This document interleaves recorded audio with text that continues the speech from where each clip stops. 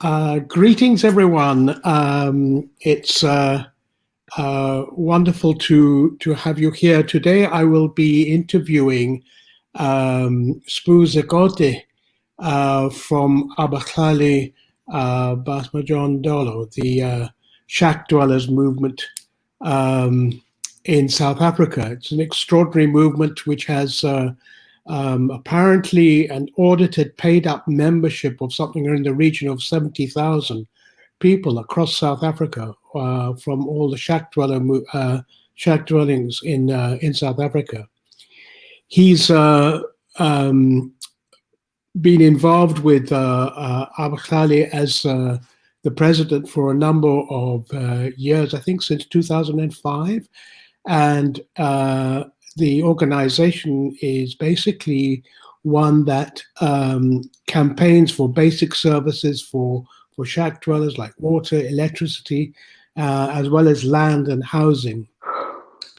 S'bu was presented with the Order of the Holy Nativity by Bishop Philip Rubin of South Africa back in 2009, and was named by the Mail and Guardian as one of the 200 most important young South Africans in 2012. And more recently, isn't that right, S'bu, that there was a land occupied by Abahlali near Johannesburg, which has been named Zikode. Is that right? That's correct, yeah. Yeah, so welcome to this interview, and thanks for giving time. I understand from what you were saying that there's been a complete lockdown in South Africa today. What's happening there in relation to that? Yes, thank you so much, Feroz. And I must say how grateful I am to be invited here to this interview. This is one of the extraordinary moments in South Africa where for the first time in history, we are locked down and the country has been declared a state of disaster. So today is the first day in which all of us are compelled to be sitting at home and to be with our families because there are precautionary measures that the government has taken to actually cap the further spread of the coronavirus, which has really devastated the nation as well as the entire world. So we are just in the moment of frustration, a moment of hopelessness. We do not know what the future entails. And it's been extremely difficult for us, especially as activists. We should be outside educating our communities, campaigning for safety measures. But unfortunately, we are all locked up in our own homes. We are unable to assist others, and we feel helpless in a sense that we are unable to engage with our own communities, especially in this trying time. So this is one of the most crucial moments in the history of South Africa. So what sort of levels of infection are you aware of in South Africa? Well, in terms of the official statistics, we are told that there's more than 1,000 infections as we speak. The state officials have not come out clear as to how many exactly, but we are told we have now have more than 1,000 infections. So this number has been growing up very vivid. It's been growing up very quick because, I mean, by yesterday we were like 907. And today we wake up with the news that we are now over 1,000. So you can see that the level of infection is getting out of hand. But of course, we commend the government for the step that they have taken so far. Although it is not nice for anyone, however, we see it as an important step, at least to find ways to control and minimize further infection. Well, this is not in any way a cure, but rather a precautionary measure so that they can be able to follow up on the infection. Okay, so now help me understand. I mean, for people living in the shack dwellers, which, if I remember, when you showed me around when I visited you in Durban, you have people with really poor housing, very narrow streets. People are living on top of each other. And there's very little sanitation. There's very little access to water. So what does quarantine mean? What does being locked down mean for people?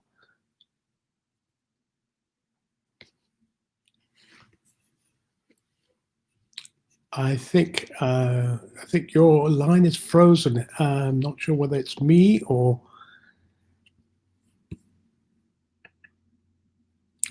Seem to have a slight interruption here. Let me try again. Hello, S'bu.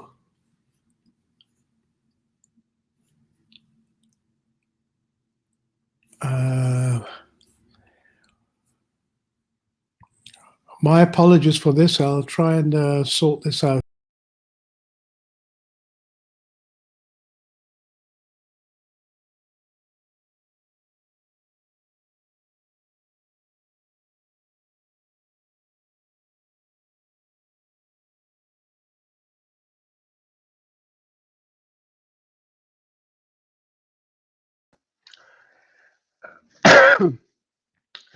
Let me see if I can get S'bu back on again. You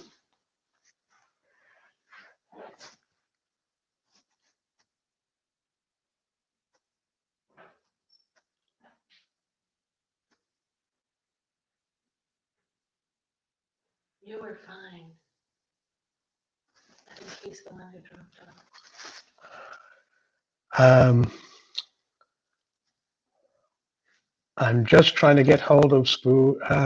Here he comes. Here he comes. Oh. Hi, S'bu. We're back again. Sorry. Yeah, about sorry. That.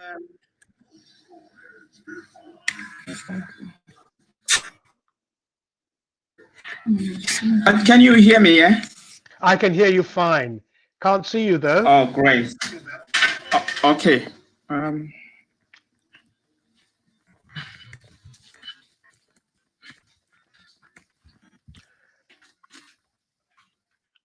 Are you there? Can I see you? Yeah. Sorry. Sorry, I ran out of battery. Is it fine now? Sorry. Are you fine? Yeah. I can see an image there. I can see your ceiling. There you are. Great. Yeah. You're a bit dark. I don't know whether you can put some light on your face or by the window or something. Yeah. But anyway, I'm glad we got you back, S'bu. Listen, let's go back to the question I was asking. You were talking about a lockdown.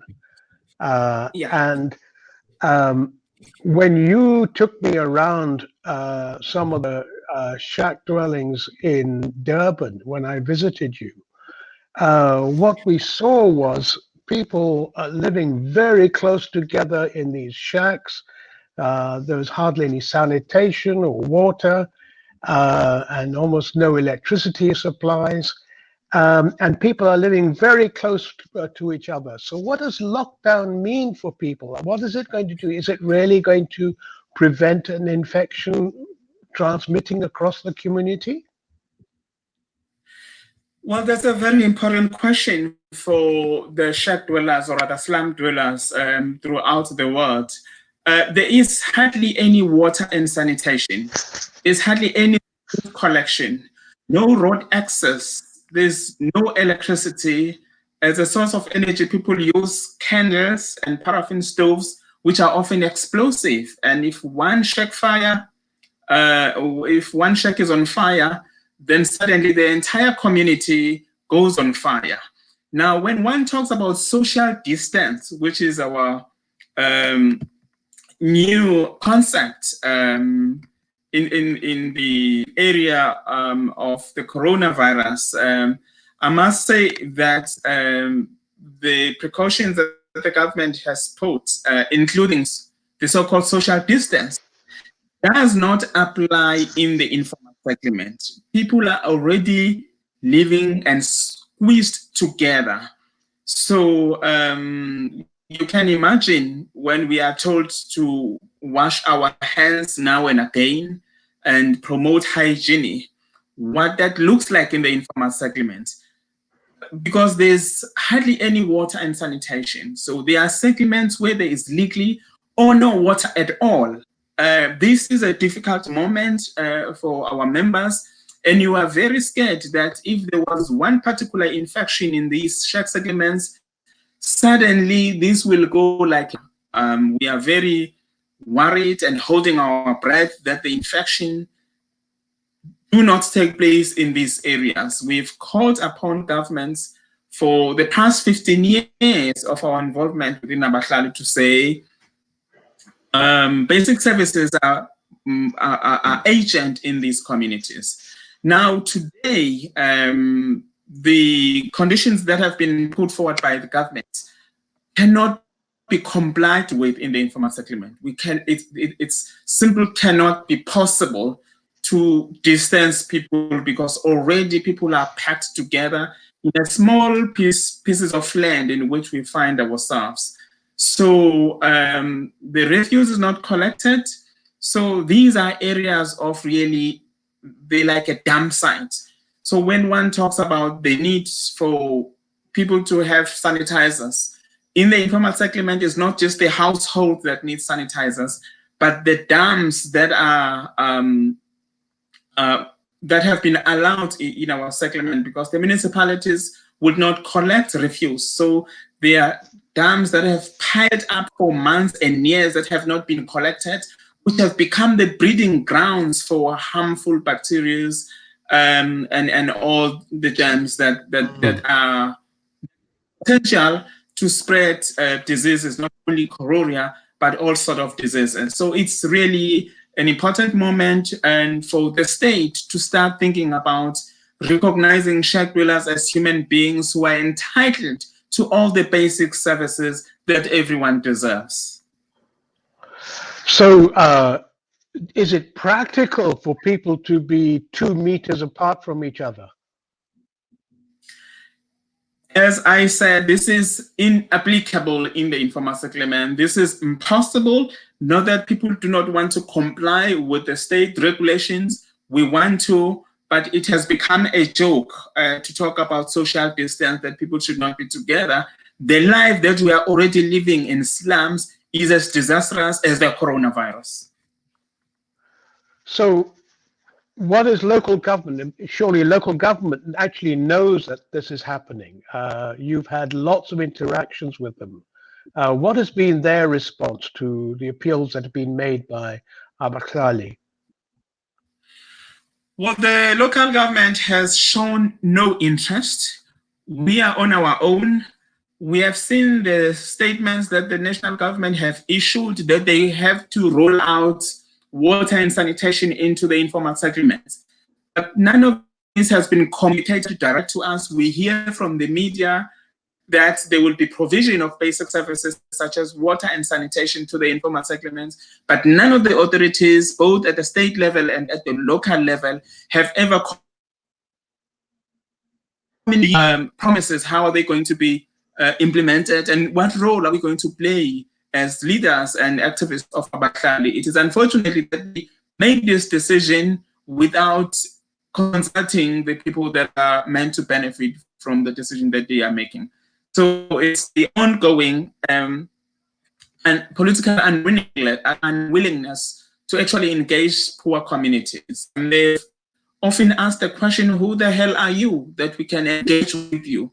These are sort of the conversation that's going on. Is it not the right time for the municipalities to engage communities before everyone is in trouble? Because as I said, our fear is that if there was particular infection in the slum, suddenly the entire settlements will be infected, and this will go like a wildfire.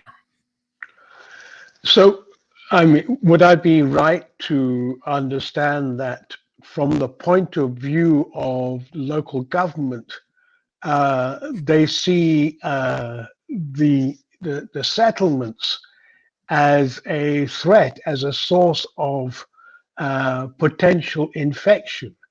In the past, you have reported often about the way in which the police will come in and raid and burn down the settlements. Is that a threat that you think is going to increase now?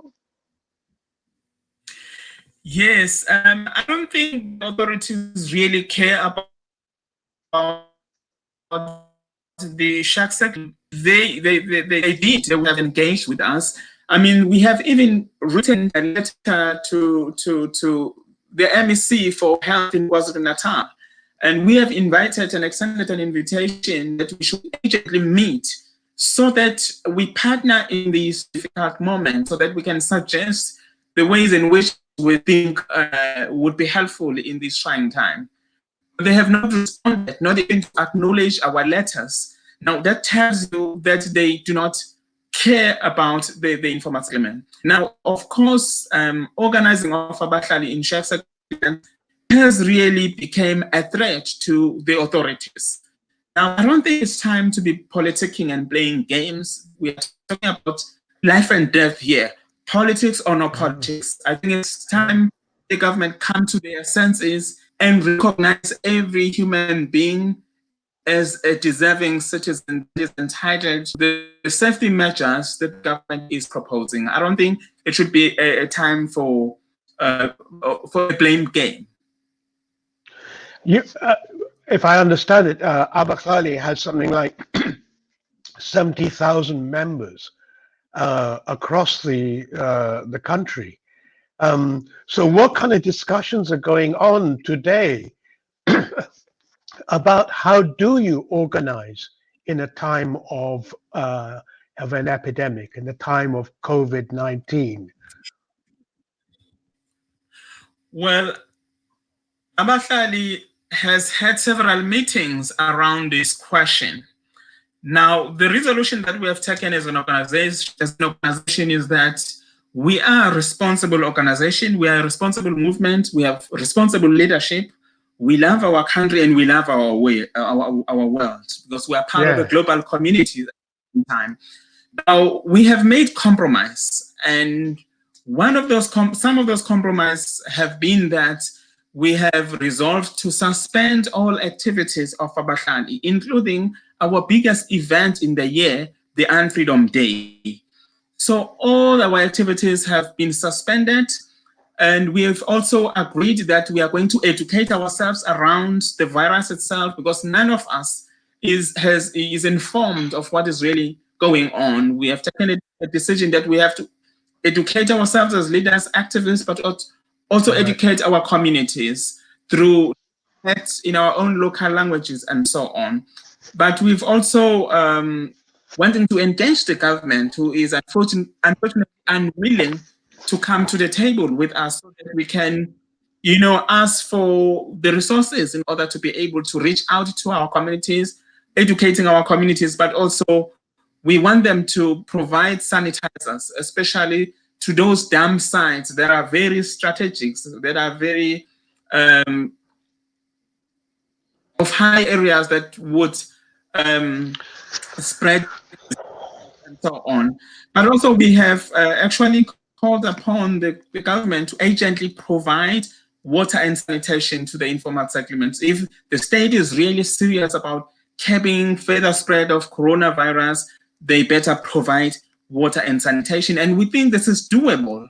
It's within the budget that they have every year. It's just that there hasn't been any political will to do that. So it's not a question of budget constraints or anything like that. It's a matter of a responsible minister, government official to say, we are in government because of the people. Now, in South Africa, we have a very famous freedom charter, people shall govern. I think it's high time that we are regarded as people who shall govern, because if we get killed by diseases today, then there will be they would have no reason to exist as government. The government has to be for people and by the people. So you cannot ignore people in this crucial time. So we call upon the state in South Africa to provide water and sanitation to all the informal settlements around the country. But we're also calling for a moratorium to all evictions, because as we speak, and one of the reasons why I've been late for this interview is that there is an eviction that is taking place as we speak in Shallcross, in one of our branches in Egupumelelini. As we speak, on the first day of the lockdown, state organs like eThekwini municipality has been the first to break the law. Their action has not only been illegally, but it has been criminal, that they were carrying out these eviction without the court order. But at the same time, it has gone against the President of the Republic of South Africa, who have called upon everyone, including state organs, to So do you see, I mean, if evictions have started today, just as a lockdown has started, do you see more evictions taking place? And where will people go? It is unfortunately when the government is not caring that you cannot allow people who are already vulnerable, who are already facing the threat of coronavirus on one hand, but also having to face homelessness, which is now caused by the very same people who claim to be the custodians of our law.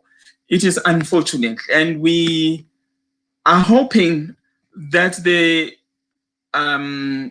upper level of government will respond to this, because the Minister of Justice has also called on that there must be a moratorium to all evictions. So this is not just the Minister of Justice who have also made an instruction that courts and all the legal proceedings, which are not really urgent, shouldn't really be there shouldn't be any move. So if we were to go to tomorrow on an urgent basis, that this will reveal that there's a contradiction. The state says one thing and another thing.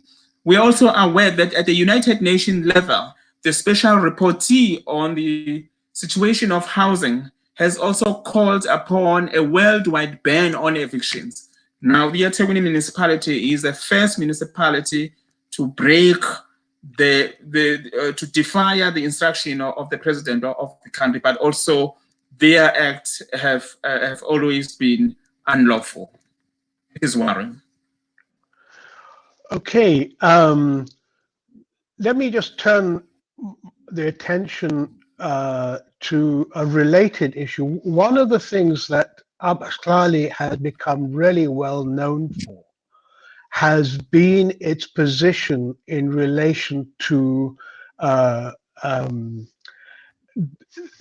foreigners, African foreigners in South Africa. The refugees and others, many of whom come from neighboring countries as far as Zaire and so on. I recall a statement that you wrote about people cannot be illegal, actions only can be illegal. But we are having here a community also who are vulnerable to infection by COVID. Can you tell us a little bit more about what is happening in relation to what do they call them, Wakwere in South Africa? Yes, we first of all, I mean, our position on migrant communities is very clear as Abahlali. We always believe that this means that a person can never be illegal from the position they find themselves. A person will always be a person no matter where one find themselves. So we don't believe that people should be discriminated on the basis of the areas they find themselves. So we believe that a human being was created in the image of God and therefore ought to be treated with respect and dignity. And this is what the values of Abahlali that continues to drive us, that continues to make us more human. And of course, we want to humanize the world. Now, in order to humanize the world, a person should be defined in relation to others. No person should be defined in isolation to others. And therefore, discrimination on the basis of ethnicity, on the basis of border, and so on, is something that Abahlali has voted to fight hard for, which is why here in South Africa, we've stood very firm against violence perpetrated against our brothers and sisters born from other countries. So we are against any form of discrimination, whether it's racial or ethnicity, whether it's so-called Afrophobia. We don't think it has a place in our society. We've taken upon our shoulders that we would protect every life everywhere. Right, and many of these migrants are being rounded up by the police in the past and being locked up. Do you see the threat of the infection spreading under conditions of incarceration? Well, I think one must comment, obviously, some of the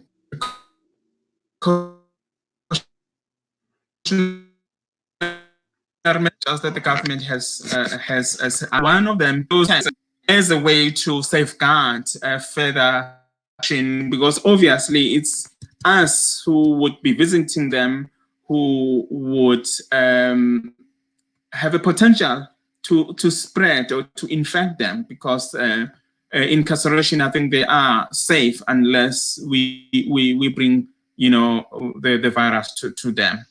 So we comment that there has been a suspension in terms of visiting people who are incarcerated at this time. And we think that's what should be done with other, you know, institutions as there is a lockdown today. But while the lockdown is taking place, we think that there should be serious action that is happening behind the scene. Because after the lockdown for 21 days, it doesn't mean that the virus would be gone at that time. I think it's time to actually work hard behind the scene to find cure, but to identify resources that would help people to spread the message, educate people so that by the time the lockdown ends, people are more educated, more informed, they adhere to the rules that have been put in place, because this is a global pandemic. So we should be learning from other countries how they have dealt with this. And also it's an opportunity at the same time to work in solidarity and work in partnership. Upon that it's time for solidarity in this trying time. Even those who did not agree with us, maybe we do not even have to agree, but the situation is at least forcing us to be engaging, to be one nation, to be one world. And this is what we pray for.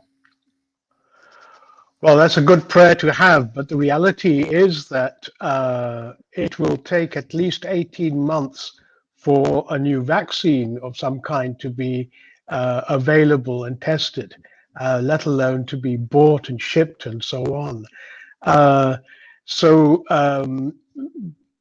We face a situation that even in 21 days, it seems unlikely, does it not, that this virus will be under control.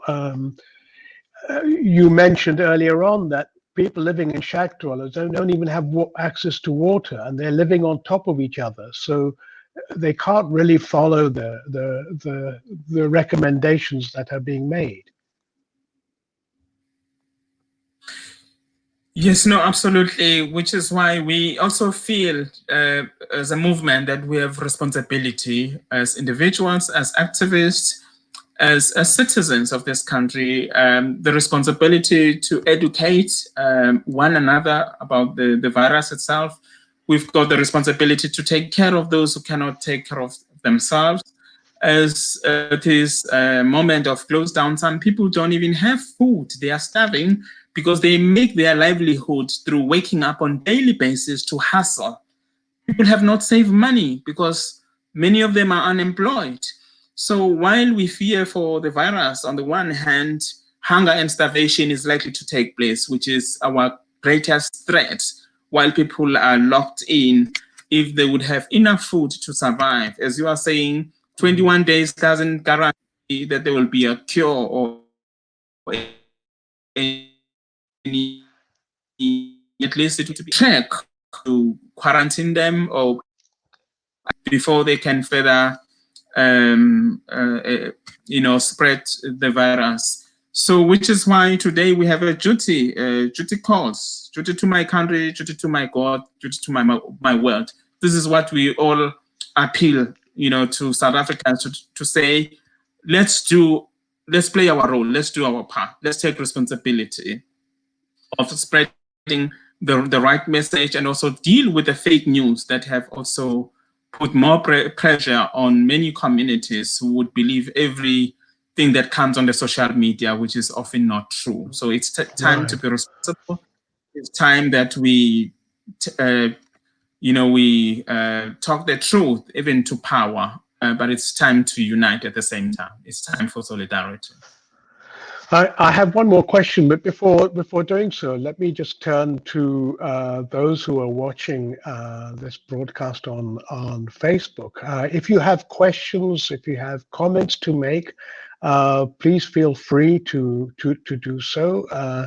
You can easily type your messages on Facebook in response to this. And hopefully, S'bu, that if we get questions, you'll be in a position to answer them. So please feel free to let us have your comments and questions.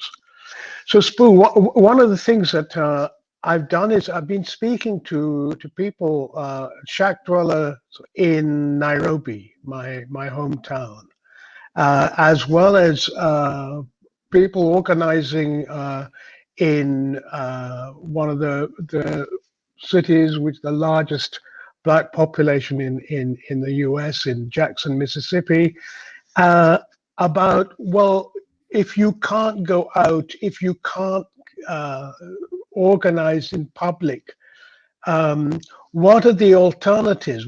How do we organize? How do we engage in political activities under conditions that they've confined us? So they have the advantage. They are moving around with their police and so on. So what do we do? What are the issues that we should be focusing on? What's your advice about how to organize when you're isolated in this way? Well, first of all,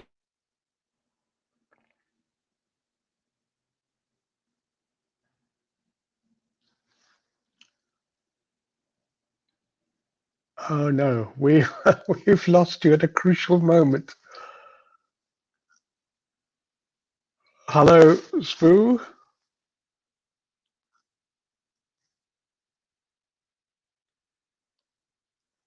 We seem to have lost S'bu. The connection has not been good. Hello, S'bu. Can you hear me?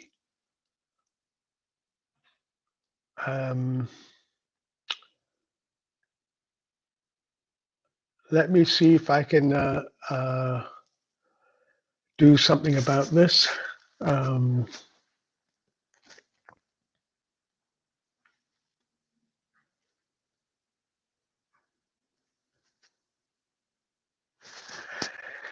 Okay, I've just sent him a message via WhatsApp, and I hope that he'll get back to us.